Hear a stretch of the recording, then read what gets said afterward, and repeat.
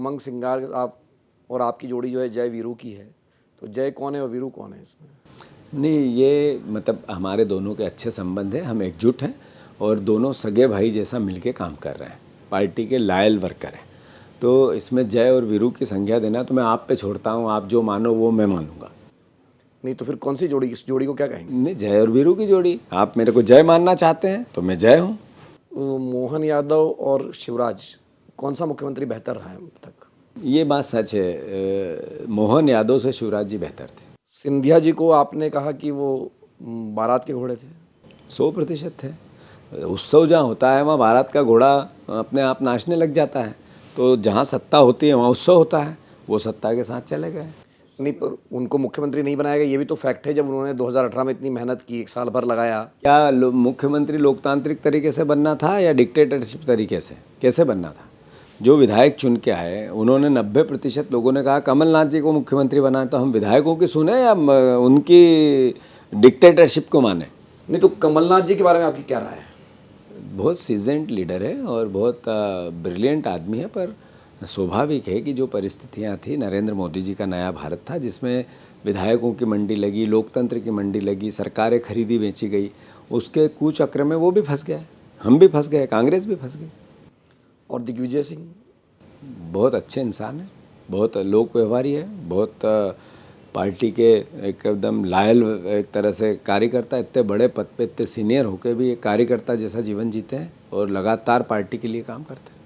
राहुल गांधी? बहुत the best leader, बहुत patience वाले लीडर।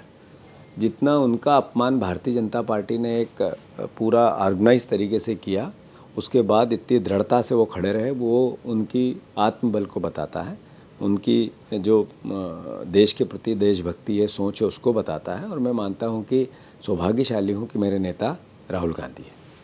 सबसे आखिर में, जीतू पटवारी राजनीति में क्यों आए? मुख्यमंत्री बनना है?